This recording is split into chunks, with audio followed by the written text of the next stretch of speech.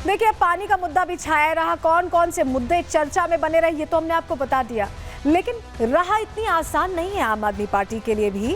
और बीजेपी के लिए क्या फायदे हो सकते हैं, क्योंकि 27 साल का गैप हो गया, ऐसे में आम आदमी पार्टी के लिए राह थोड़ी मुश्किल, बीजेपी के लिए कहां आसान होती दिख रही है। चलिए जानकारी आपके सामने रख रहे हैं, क्योंकि ये जो लड़ाई है ये सिर्फ बीजेपी वर्सेस आम आदमी पार्टी की दिख रही है। दिल्ली में आम आदमी पार्टी 10 साल से सरकार में, ये अपने आप में कहीं ना कहीं दिक्कत खड़ी कर सकता है, क्योंकि एंटी इनकम्बेंसी का असर दिख सकता है, लोगों में असंतोष हो सकता है। केजरीवाल के घर और करप्शन के आरोप लोगों की अभी भी उनके दिमाग में ये चीजें हैं, भूले नहीं है लोग।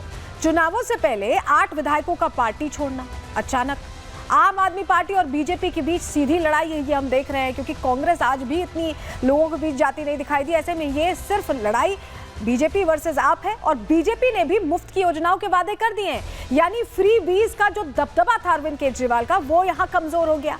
कांग्रेस भी आम आदमी पार्टी का वोट काटेगी, उनकी सहयोगी रह चुकी है, सेम तरह का वोट बैंक है, और ऐसे में ये सीधा सीधा फायदा बीजेपी को जाता दिखाई दे रहा है। तो क्या होगा, इस पर नजर रहने वाली है। वहीं आपको बताया कि राजनाथ सिंह ने तो ये कह दिया है, रक्षा मंत्री पहुंचे थे चुनावी रण में, और उन्होंने ये कह दिया है कि यहां आम आदमी पार्टी से जनता खुद को ठगा महसूस कर रही है। सुनिए जरा। थोड़ी ही देर में चुनाव प्रसार जो है वो थम जाएगा, लेकिन उससे पहले तमाम जो दिग्गज नेता हैं बीजेपी के, वो मैदान में उतरे हुए हैं। क्या लग रहा है, बीजेपी का बनवास खत्म होगा इस बार?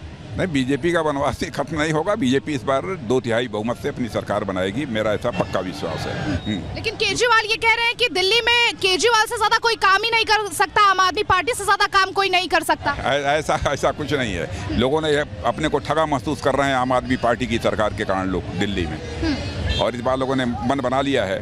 आम आदमी पार्टी लगातार आप लोगों पर आरोप लगा रही है कि आप लोग गुंडागर्दी के बल पर चुनाव जीतना चाहते हैं। भारतीय जनता पार्टी और गुंडागर्दी का कभी कोई रिश्ता नहीं रहा है, ये तो पूछ लीजिए आम आदमी पार्टी। माने आम आदमी पार्टी वह आम आदमी पार्टी बात कर रही है जिसने कि मुख्यमंत्री आवास में एक महिला अपनी कार्यकर्ता राज्यसभा की सांसद स्वाति मालीवाल के साथ किस प्रकार की बदसलूकी उन लोगों ने की है। वो लोग गुंडागर्दी की बात करते हैं। अब केजरीवाल की बात पर जो है दिल्ली की जनता विश्वास नहीं करने वाली है, लोगों ने अब देख लिया। तो केजरीवाल की बात पर जनता विश्वास नहीं करने वाले, ये रक्षा मंत्री कह रहे थे। लेकिन संबित पात्रा ने ये रिपोर्ट दिखाई है। ये रिपोर्ट आप देख रहे हैं, ये जेएनयू की रिपोर्ट है, और ये घुसपैठियों को लेकर रिपोर्ट में चीजें हाईलाइट की गई हैं। हम आपको दिखा रहे हैं, ये जो आप ग्राफ देख रहे हैं बढ़ता हुआ, ये बता रहा है कि कैसे घुसपैठियों की संख्या बढ़ गई है, यहाँ दिल्ली में बढ़ गई है, और उसका सीधा असर क्या चुनावों पर पड़ेगा, ये अपने आप में प्रश्न बना हुआ है। और इसी को लेकर खूब राजनीति हुई है। कभी आधार कार्ड चेक हुए हैं तो इस पर प्रश्न किया गया है, कभी बचाने की कोशिश हुई है। तमाम जो चीजें होती हुई दिखाई दे रही हैं, क्या ये चुनावी वैतरणी पार कराएंगी, रिपोर्ट के जरिए आपको बता रहे हैं।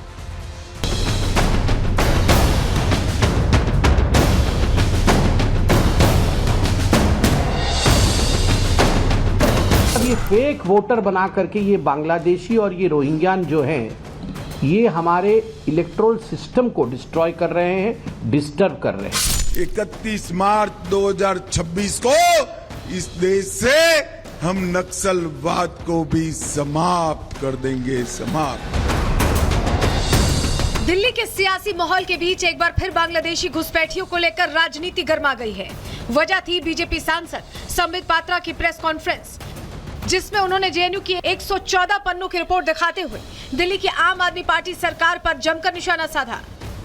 ये जो इलीगल इमिग्रेंट्स हैं, ये बांग्लादेश से और म्यांमार से, बांग्लादेश से आए हुए इलीगल इमिग्रेंट्स और म्यांमार से आए हुए इलीगल इमिग्रेंट्स, जिनको हम रोहिंग्यान्स कहते हैं। तो ये बांग्लादेशी घुसपैठिए और रोहिंग्यान घुसपैठियों का दिल्ली से क्या सरोकार है, दिल्ली के राजनीतिक पटल पर उसका क्या असर है।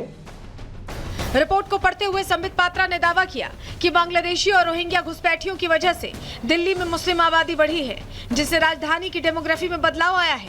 दावा किया कि जो दिल्ली आज से 10-15 साल पहले थी, वहां अब चोरी चुपके डेमोग्राफी बदलने की साजिश हो रही है, जिसे कुछ राजनीतिक दल बढ़ावा दे रहे हैं।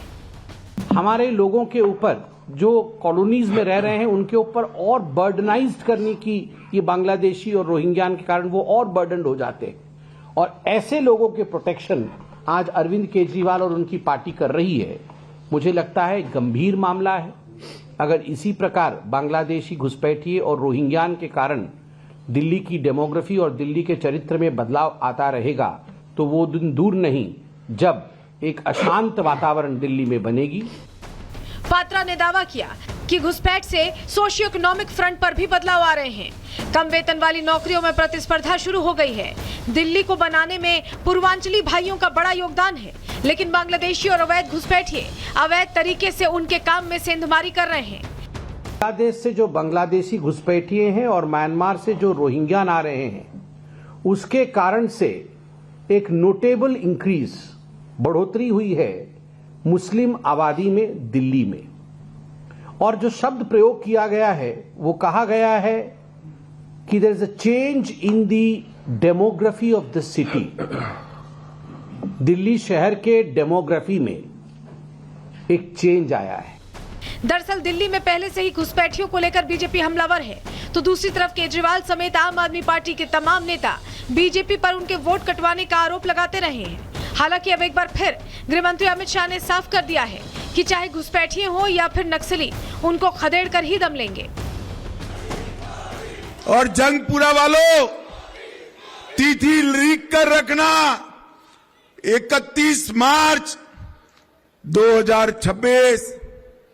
31 मार्च 2026 को इस देश से हम नक्सलवाद को भी समाप्त कर देंगे, समाप्त कर देंगे।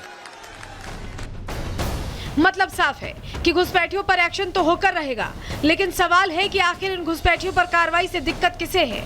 सवाल है कि आखिर इन घुसपैठियों की आड़ में कौन अपना वोट बैंक बढ़ाना चाहता है। आखिर कौन दिल्ली में इन घुसपैठियों को शह दे रहा है। Bureau report, Republic Bharat. और हमारे सहयोगी गणेश हमारे साथ सीधे जुड़ रहे हैं। गणेश, लगातार आपने चुनावों को कवर किया है, आम आदमी पार्टी के साथ भी आप चेहरों के साथ इंटरव्यू करते हुए दिखाई दिए, बीजेपी के साथ भी दिखाई दिए, 3M फैक्टर दिखाई दिया। मध्यम वर्ग, महिला, मुसलमान, किसे चुनने वाला है ये 3M फैक्टर इस बार दिल्ली में?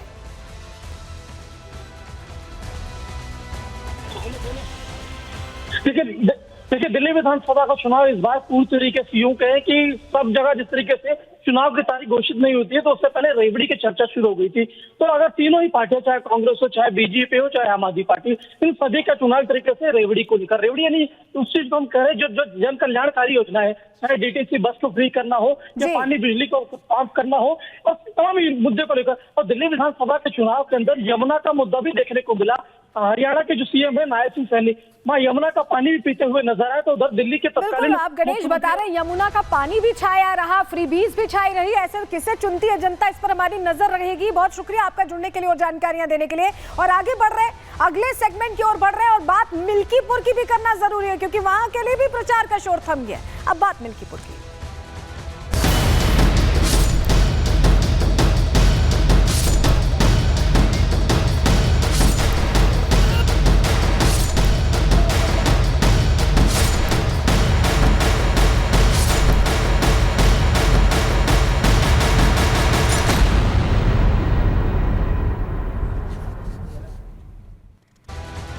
मिल्कीपुर की लड़ाई यहां नाक पर आती दिखाई दी इस बार इस चुनावों में, क्योंकि जहां लोकसभा चुनावों से उत्साहित सपा को यह लगा कि मिल्कीपुर जीत लेंगे, तभी जो फैजाबाद सीट जीती है उसको वो कहीं ना कहीं बता पाएंगे कि तुक्के वाली जीत नहीं थी। वहीं बीजेपी के लिए, योगी आदित्यनाथ के लिए इसलिए नाक की लड़ाई बन गई क्योंकि बताना चाहते थे कि अयोध्या नहीं जीता आपने, फैजाबाद जीता था, अयोध्या हम जीतने वाले हैं। और ऐसे में पूरी ताकत दोनों ही पार्टियां, सपा और यहाँ बीजेपी झोंकती दिखाई दी। तस्वीरें इस तरह की सामने आई जहां लगा कि पूरी ताकत दिखाई गई है। लेकिन आपको बताते हैं कि मिल्कीपुर का ये जो चुनाव है ये इतना दिलचस्प क्यों है और क्या यहाँ तस्वीर बदलने वाली, क्योंकि राजनीति यहाँ अलग पैमाने पर जाती दिखाई दी। जहां वार पलटवार का दौर तो हम देख ही रहे थे, वहीं रोने वाली राजनीति भी दिखी, तुष्टीकरण वाली राजनीति भी दिखी और बयानी राजनीति भी दिखी। कैसे ये दिलचस्प रहा मिल्कीपुर, चलिए जानकारी आपके सामने रख रहे हैं। आपको बताते हैं मिल्कीपुर उपचुनावों के लिए प्रचार का शोर देखिए थम चुका है और यहाँ जुबानी तीर जमकर चले, आक्रमण जमकर हुआ है। सपा मुखिया अखिलेश यादव ने आज रैली को संबोधित किया, पहुंचे थे और उम्मीदवार अजित प्रसाद के समर्थन में वोट मांगते दिखाई दिए। कल सीएम योगी आदित्यनाथ ने भी मिल्कीपुर में रैली की थी, जनता के बीच पहुंचे थे और सपा और अखिलेश यादव पर जमकर उनकी तरफ से निशाना साधा गया था। बीजेपी और सपा के लिए ये प्रतिष्ठा का चुनाव बन गया है और यही वजह है कि अखिलेश यादव आज जब चुनावी रण में पहुंचे तो उन्होंने कहा कि ये चुनाव नहीं, चुनौती है। इस चुनौती को कौन पार करने वाला है, रिपोर्ट के जरिए आपको दिखा रहे हैं।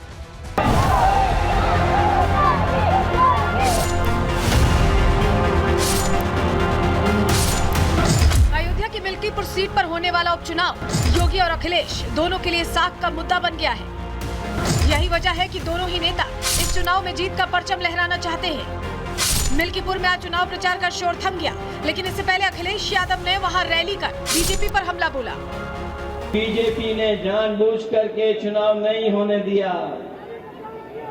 वो जानते थे कि मिल्कीपुर की जनता समाजवादियों का साथ कभी छोड़ नहीं सकती है, इसलिए उन्होंने चुनाव टाला। जो चुनाव से भागेंगे जनता उनसे हिसाब किताब कर करके उन्हें मिल्कीपुर से बाहर निकालने का काम करेंगे। पीडीए के प्रत्याशी अजीत प्रसाद यहां से जीत करके जा रहे हैं और एक आध वोट से नहीं जीत करके जा रहे हैं। जितना हमारे कार्यकर्ताओं ने यहाँ खड़े हुए लोगों ने मेहनत की है, ये बता रही है कि इस बार मिल्कीपुर के लोग मिलकर के ऐतिहासिक वोटों से अजीत प्रसाद को जिता करके लोकसभा में भेजने का काम करेंगे। अखिलेश से पहले कल योगी ने भी मिल्कीपुर में जनसभा कर सपा को निशाने पर लिया। इनको गाजी और पाजी प्यारे हैं। ये जब भी खड़े होते हैं किसी माफिया के साथ खड़े होते हैं, किसी पेशेवर अपराधी के साथ खड़े होते हैं, किसी दुष्कर्मी के बचाव में खड़े होते हैं। लगातार ये लोग इस प्रकार की बातें करते हैं और इसीलिए मैं आप सबसे कहने के लिए आज आया हूं, बहनों और भाइयों, यह समय है अयोध्या के लिए, मिल्कीपुर के लिए, अयोध्या की तर्ज पर मिल्कीपुर का भी समग्र विकास हो। इसके लिए चंद्रभान पासवान यहां की आवश्यकता है। मिल्कीपुर में सपा जनसभा के दौरान फैजाबाद के सांसद अवधेश प्रसाद ने भी दलित कार्ड चला। इस दौरान उन्होंने दलित युवती के रेप और हत्या का मुद्दा भी उठाया। आज ये ऐसे चुनाव ऐसे वक्त पर हो रहा है कि हमारी बेटी जो कोरी समाज की है, उस बेटी के साथ क्या क्या हुआ है, अगर फोटो हम देख लेते हैं तो मेरा कलेजा फट जाता है। ये एक कोरी बिरादरी के बेटी का सवाल नहीं है, ये सवाल देश की करोड़ों करोड़ों बेटियों का है। अपमान हुआ है। लोकसभा में जब समाजवादी पार्टी फैजाबाद सीट जीती तो उसे ऐसे प्रचारित किया जैसे बीजेपी अयोध्या हार गई। अब योगी इसी का जवाब देने के लिए अयोध्या की मिल्कीपुर सीट पर सपा को मात देने की रणनीति बना चुके हैं। लेकिन देखने वाली बात यह है कि मिल्कीपुर का रण कौन जीतता है। Bureau report, Republic Bharat.